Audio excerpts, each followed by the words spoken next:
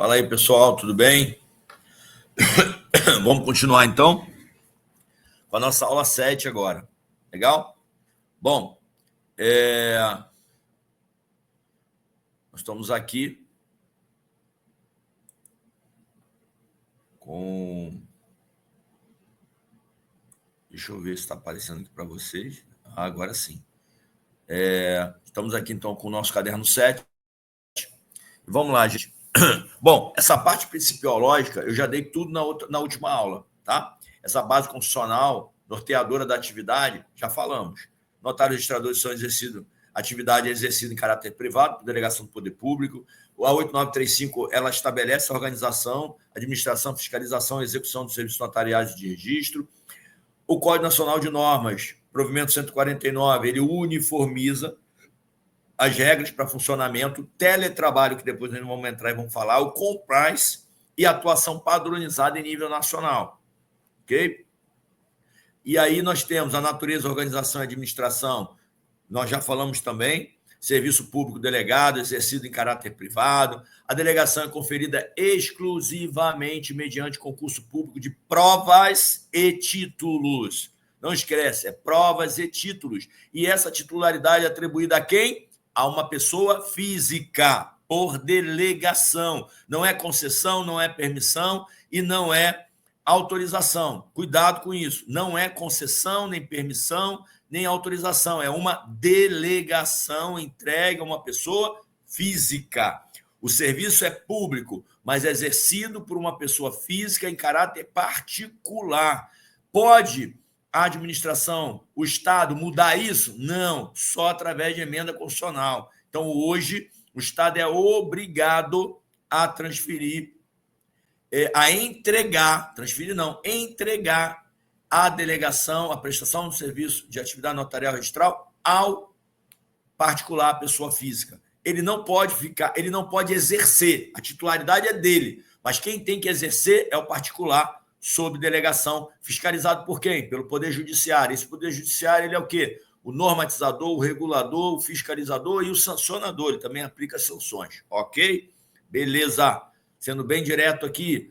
Então, o serviço é prestado por delegatário, notário ou registrador, que atua por conta e risco próprio. Perceba, há uma responsabilidade por conta e risco do próprio delegatário registrador. Ele que paga as contas, ele que aluga o imóvel, é ele que toda a despesa da atividade como um todo é responsabilidade dele. É ele que vai arcar com todos os custos, com toda a finança, com toda a administração, contratação de pessoal, encargos trabalhistas, tributos, tudo ele que tem que fazer. Ele é responsável pessoalmente por toda a atividade. Lembre-se, cartório não tem personalidade jurídica. O cartório é o próprio notário registrador. Ele é o delegatário. A responsabilidade cai sobre ele. Inclusive, quando ele faz a declaração de imposto de renda, a declaração de imposto de renda não é feita do cartório. A declaração de imposto de renda, a renda oferida no cartório é do tabelião. Ele, então, faz declaração para o leão como pessoa física, ok? Beleza? Continuando, a fiscalização toda feita. Quem são os órgãos de fiscalização? As corregedorias estaduais e o CNJ. Corregedoria estadual, você tem a geral e tem um corregedor permanente. Ok. Vamos falar, então, nessa aula de princípios. Vamos aqui para falar de princípio. Primeiro princípio, gente, sendo bem objetivo aqui, princípio da publicidade, ele está lá no nosso LIMP, não está? Lá nos princípios da administração. Legalidade, impessoalidade, moralidade, publicidade, eficiência. Todos esses princípios se aplicam à atividade notarial registral. Todos. Então, se na prova você chegar lá, FGV, e falar os princípios da administração pública, LIMP, legalidade, impessoalidade, moralidade, pessoalidade, publicidade, eficiência, não se aplica, nem todos se aplicam à atividade notarial registral, porque a atividade notarial registral tem um caráter privado, ou então ela é função híbrida, e aí não se aplica os princípios constitucionais. Mentira, tá? Cuidado, é erro. Não, você já tem que ir com esse conceito de que o LIMP se aplica, sim, à atividade notarial registral, ok? Agora, tem nuances. Tem nuances. tem especificidades. Por exemplo, a publicidade se aplica? Se aplica. Mas ela é igual? Não. Aí você tem que tomar cuidado. O princípio da publicidade está no limpo. Se aplica a atividade notarial registral? Sim. Mas é igualzinha? Não. Então, aí cuidado, quando você como é que é a pergunta do examinador. Se o examinador vem, o limpo se aplica à atividade notarial registral? Sim. Todos os princípios devem ser seguidos conforme, conforme os preceitos da administração pública, de forma igualmente simétrica? Não.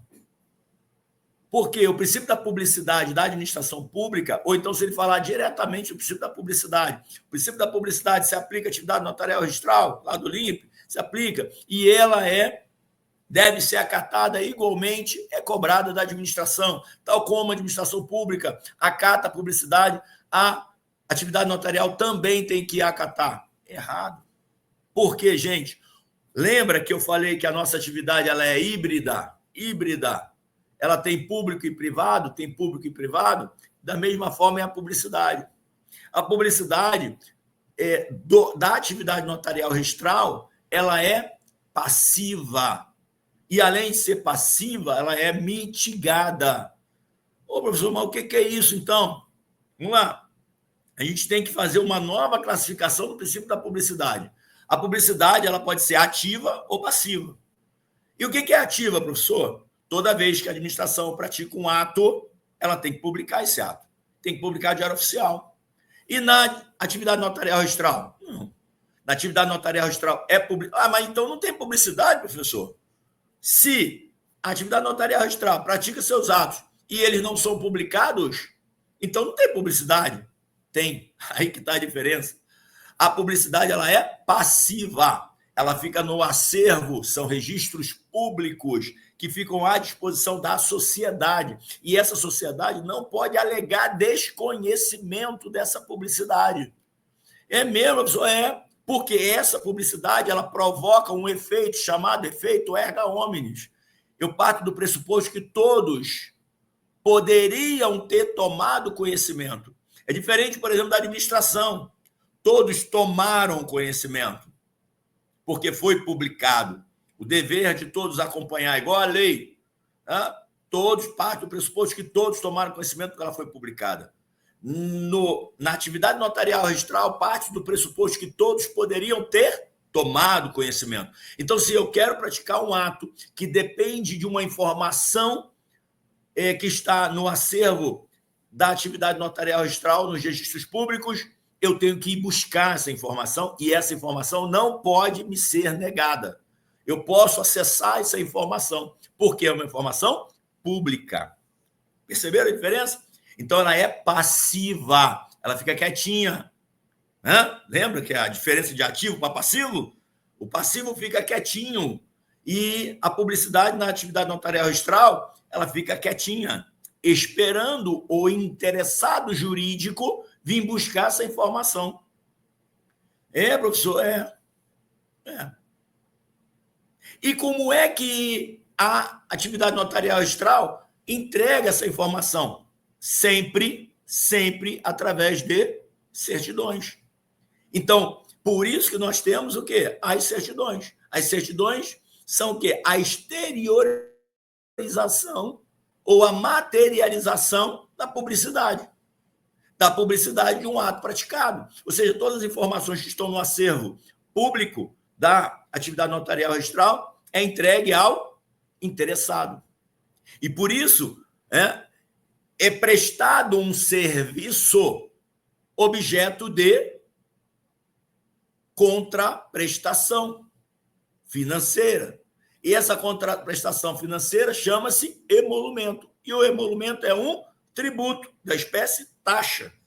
Ou seja, você recebe uma taxa por conservar esse acervo, cuidar desse acervo, manter esse acervo para dar segurança jurídica para todos que querem praticar determinados atos jurídicos ou negócios jurídicos e dependa de uma informação específica que está no seu acervo, que você está ali cuidando, controlando, conservando, cuidando, para que em algum momento você dê a ele a publicidade ativa que alguém veio buscar, né? Porque ela está passiva. E essa publicidade passiva, ela se exterioriza através da certidão. Então, no momento que ele vem buscar, ele tem direito a essa certidão. E ele paga primeiro por levar a informação, segundo, também pelo esse acervo que você está mantendo. Perceberam a diferença da publicidade? Por isso que ninguém pode alegar boa-fé na aquisição de um imóvel que está com uma ação judicial contra ele, ou não digo nem ação judicial, mas que tem lá um gravame, e ele compra esse imóvel, ele não pode alegar boa-fé depois, numa discussão em juízo, de que ele não sabia que tinha um gravame no imóvel. Ele não sabia por quê? Porque ele não praticou os atos necessários para ter acesso a essa informação que estava no acervo público. Então, perceba, tudo que está no registros públicos, ele produz um efeito chamado efeito erga omnes. Ou seja, todos, em tese, que queriam ter, que precisariam ter acesso a essa informação, teve. Ah, mas eu não tive. Você não teve porque você foi negligente, imprudente, não buscou a informação, mas ela estava lá à sua disposição. Então, você não pode alegar boa-fé, porque ela estava no modo passivo. O princípio da publicidade estava ali o tempo todo, estava disponível para você. Mas aí eu digo para você que essa publicidade ela é passiva e mitigada. Professor, foi isso que o senhor falou. Passiva, mitigada. Mas por que mitigada? Então, quer dizer que nem sempre, quando um interessado vier buscar informação através de certidão, ele vai ter acesso a essa publicidade? Isso que eu estou dizendo. Nem sempre. Porque vai ter exceções legais. Vai ter casos que essa informação, por mais que esteja guardada dentro de um acervo público, seja um serviço público, o interessado não vai ter acesso a essa informação por algum motivo, por algum impedimento legal. Vou dar um exemplo aqui, o testamento. O testador vai lá, faz um testamento público, no tabelionato de notas. Aí daqui a pouco chega lá alguém querendo saber, ou querendo uma certidão daquele registro, daquela escritura pública. É uma escritura pública. E alguém quer o acesso, alegando o princípio da publicidade para ter acesso a essa informação. Imagina a FGV te perguntando. Vige, no sistema notarial registral, o princípio da publicidade. Diante disso, Antônio, querendo saber se seu pai deixou alguma herança ou fez alguma previsão de herança no testamento para ele, vai até o cartório onde o seu pai, Ardolfo, fez o seu testamento por escritura pública e não escritura cerrada, por exemplo. Desculpa. Fez um testamento público e não um testamento cerrado. E aí você pensa, testamento cerrado, fechado, não tem acesso, mas testamento público, tem acesso.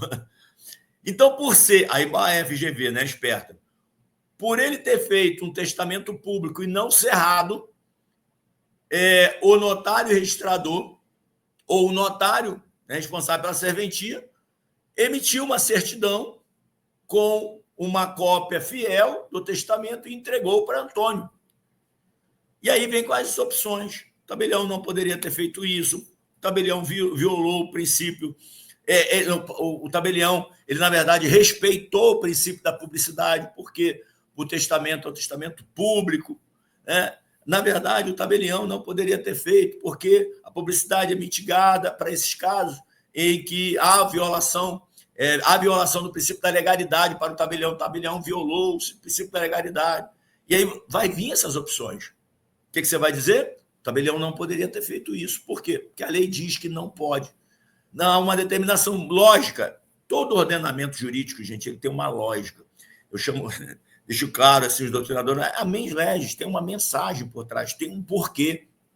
Imagina um filho que sabe que o pai fez um testamento e ele vai lá buscar uma certidão porque quer saber se ele foi beneficiado ou não. E dependendo do benefício, talvez o pai não sobreviva por muito tempo, né? Porque o filho já descobriu que ele vai ficar lá, né, com o patrimônio do pai quase todo. Ou então, ao contrário, não recebeu nada, com raiva, vai lá. Então, assim, percebe? A única forma de se acessar esse testamento é o próprio testador ir lá e pedir a certidão. Ou então, por determinação judicial, já guarda aqui. Tudo que se falar, o juiz pode nas questões, a probabilidade está certa de 99%. Dentro da atividade notarial registral, o juiz pode tudo. Inclusive, substituir o registrador na prática do ato, por exemplo. Isso através de um procedimento que eu vou explicar lá na frente, que é o procedimento de dúvida. O registrador pode negar praticar um ato, porque entende que aquele ato não é registrável, ou porque entende que as exigências não foram cumpridas, e o interessado pode solicitar ao registrador que ele suscite dúvida ao juiz corregedor permanente. E aí, se ele faz isso, o juiz ele vai ter que fazer, porque o princípio da rogação, ele tem que cumprir o que a lei diz que ele tem que fazer. Ele suscita a dúvida ao juiz, o juiz diz que ele entende que ele está errado, entende que ele está errado e que ele deve registrar, ele vai registrar. Só que ele vai registrar por determinação judicial. Então, quem está praticando o ato, na verdade, ele é o juiz, não ele. Tá? Isso aí, muitas vezes, alguns registradores até tomam essa posição para ter mais segurança jurídica diante de uma situação. Então, percebam, gente, são detalhes que lá na frente a gente vai trabalhar mais. Tá? Aqui é só para falar de princípio, eu vou falar mais rápido, não vou perder muito tempo. Esse da publicidade, achei que era muito importante a gente fazer essas diferenciações. A autenticidade é fé pública, né?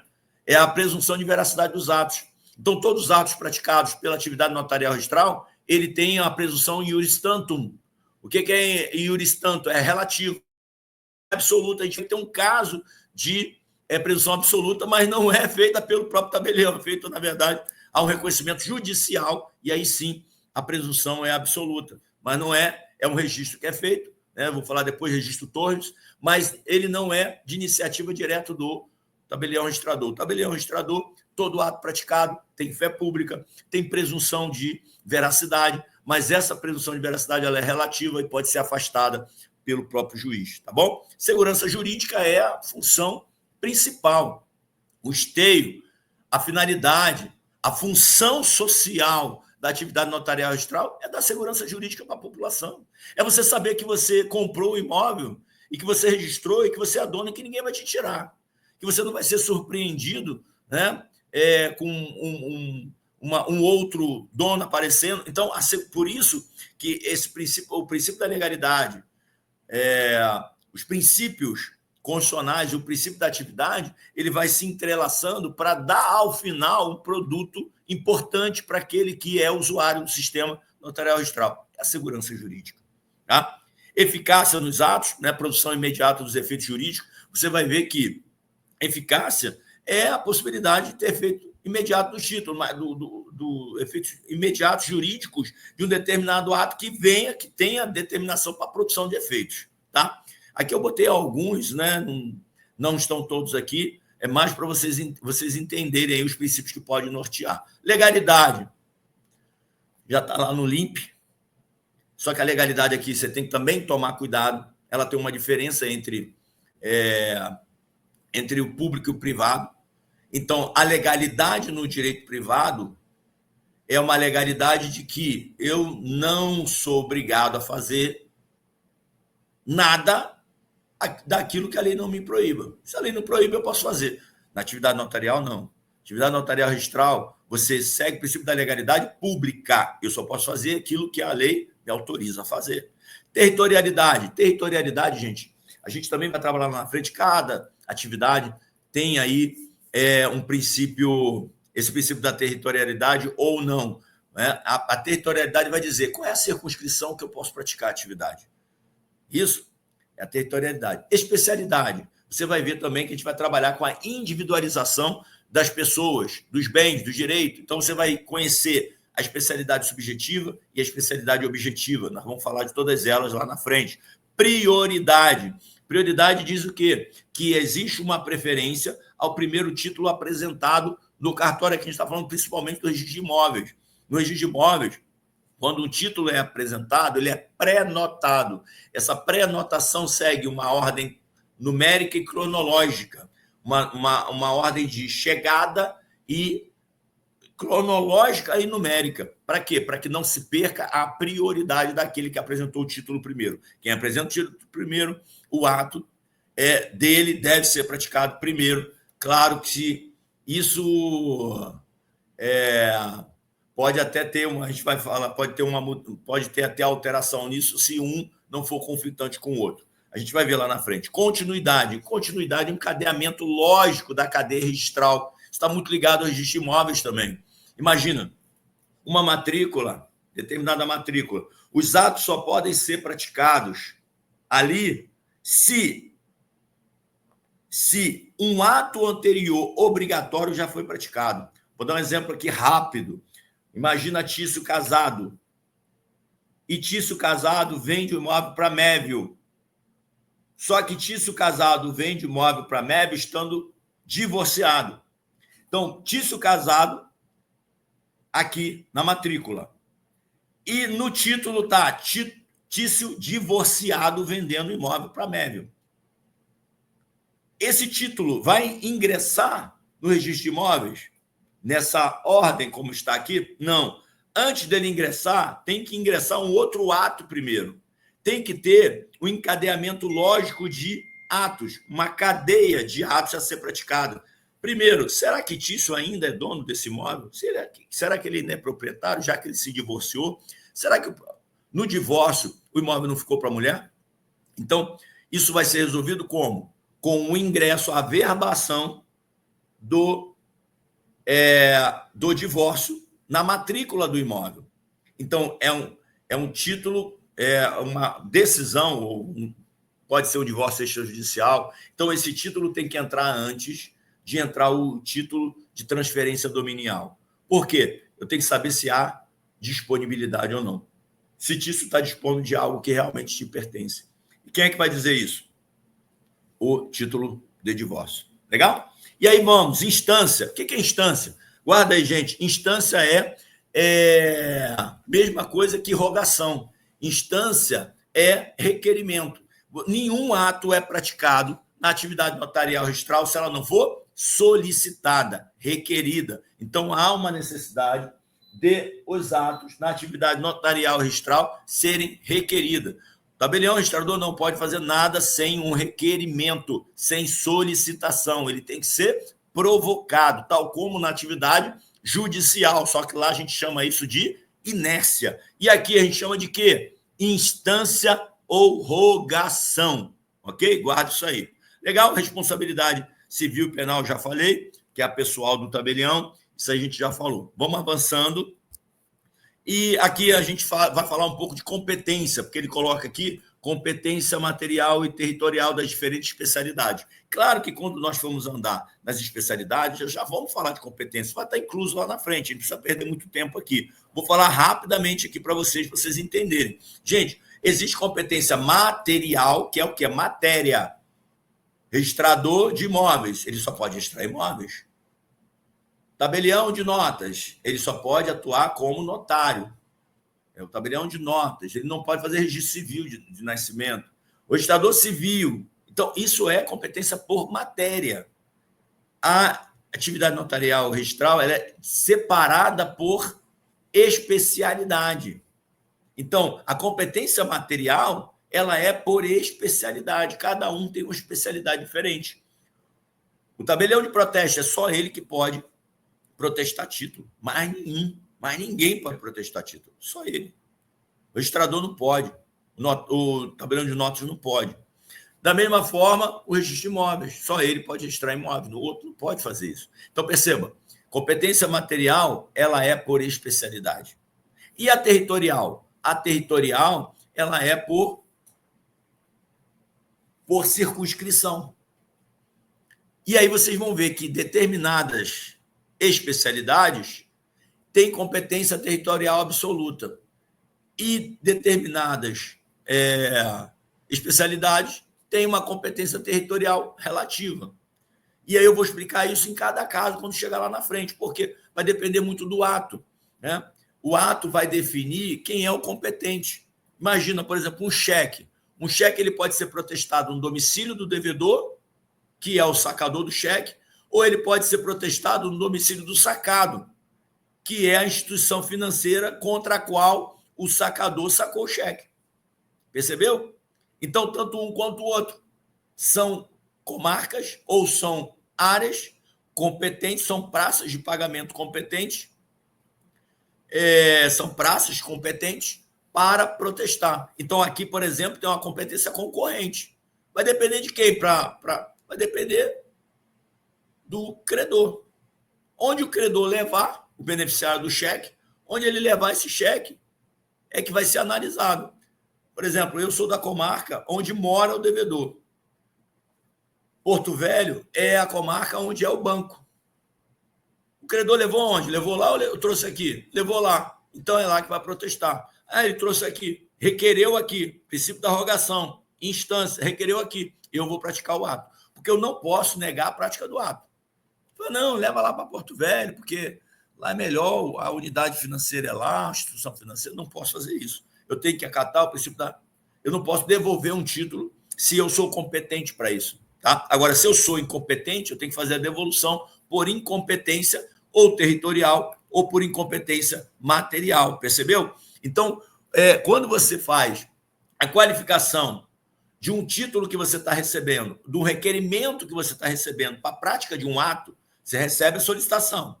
Você vai analisar se você é competente ou não.